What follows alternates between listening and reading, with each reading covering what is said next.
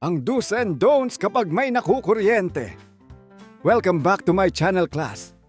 Ako muli si Professor E. Paliwanag ng University of Life. At sa episode na ito, pag-uusapan natin kung ano-ano ang mga dapat gawin kapag may nakukuryente.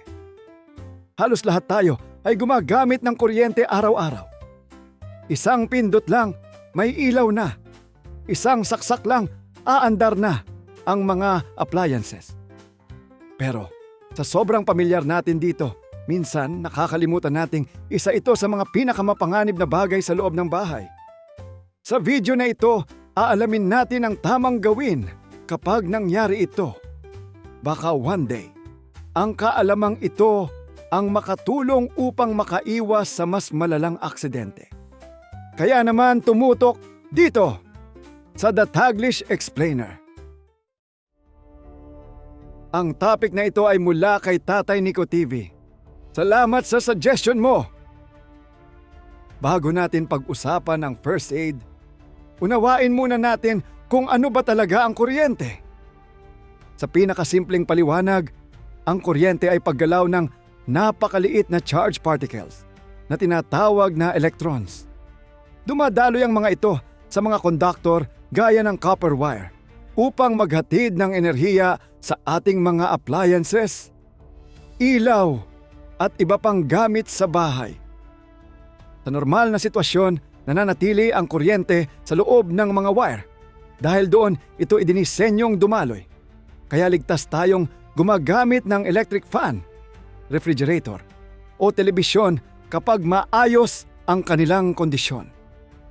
Ang problema ay kapag ang electric current ay nakalabas sa dapat nitong daanan. Maaari itong mangyari dahil sa sirang insulasyon ng wire, basag na outlet, depektibong appliance, o naputol na linya ng kuryente. Kapag nangyari ito, ang enerhiyang dapat sana ay nasa loob ng kawad ay maaaring lumipat sa ibang bagay na kaya nitong daanan.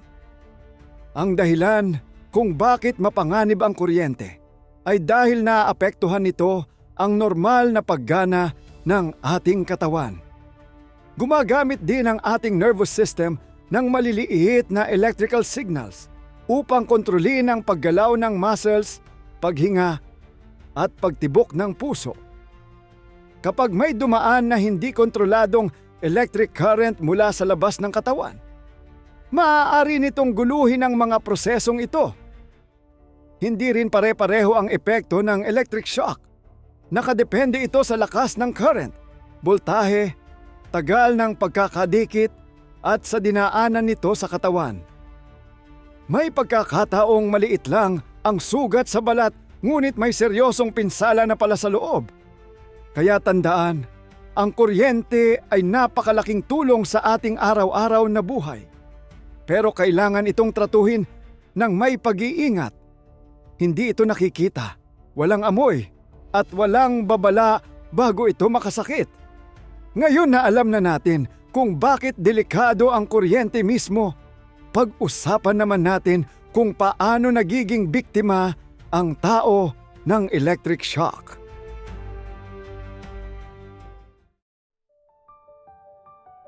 Hindi sapat na may kuryente sa paligid para makuryente ang isang tao. Nangyayari lang ito kapag nagkaroon ng daanan ang electric current, papasok at palabas ng katawan. Isa sa mga pinakakaraniwang dahilan ay ang paghawak sa exposed o live wire o sa appliance na may electrical fault na nagkaroon ng boltahe ang metal na bahagi nito. Mas mataas din ang panganib kapag basa ang kamay o sahig dahil mas madaling dumaloy ang electric current. Delikado rin ang paggamit ng sirang extension cord, lumang outlet o mga wire na punit ang insulation. Sa labas ng bahay, dapat ding iwasan ang mga naputol na linya ng kuryente. Kahit wala itong nakikitang spark, maaari pa rin itong may dalang mataas na boltahe. At tandaan, hindi lahat ng electric shock ay agad nagpapakita ng malubhang sintomas. Kaya kahit mukhang maayos ang pakiramdam ng isang tao pagkatapos makuryente, Maaari pa ring magkaroon ng pinsala sa loob ng katawan. Ngayong alam na natin kung bakit nakukuryente ang tao, oras na upang pag-usapan ang pinakamahalagang tanong sa lahat. Ano ang tamang gawin kapag may nakukuryente? Ito ang bahaging sana ay hindi ninyo kailangang gamitin sa totoong buhay. Pero kung dumating man ang pagkakataon, mas mabuting handa kaysa mataranta.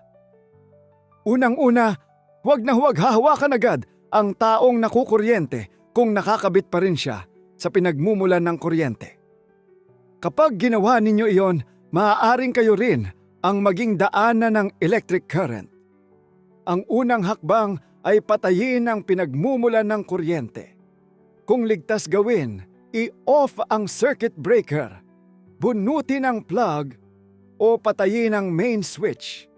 Kung hindi agad mapatay ang kuryente, gumamit ng tuyong bagay na hindi konduktor, gaya ng tuyong kahoy, tuyong plastic, o iba pang insulating material upang maihiwalay ang biktima sa electrical source. Siguraduhing tuyo rin ang inyong mga kamay at ang inyong tinatapakan. Kapag ligtas na ang sitwasyon, saka lamang lapitan ang biktima. Ngayon mayroong iba na sinasabing hawakan sa buhok kapag may nakukuryente. Pero ang totoo, hindi ligtas na hawakan ang nakukuryente sa buhok. Ang buhok ay maaaring may kahalumigmigan o may kasamang pawis na konduktor ng kuryente. Ang paghawak dito ay maglilipat ng kuryente sa iyo na magdudulot ng parehong panganib. Kaya naman class, tandaan natin na ang kuryente ay malaking tulong sa ating buhay. Pero maaari rin itong maging mapanganib kapag hindi ginagamit ng tama. Kapag may nakukuryente, huwag agad hahawakan ng biktima. Unahin munang putulin ang pinagmumula ng kuryente o ligtas. Naihiwalay siya bago magbigay ng tulong. Sa huli, ang tamang kaalaman ang pinakamabisang proteksyon laban sa aksidente. Kung may natutuhan kayo sa episode na ito, huwag kalimutang i-like ang video, mag-subscribe sa ating channel, at i-share ito sa inyong pamilya at mga kaibigan.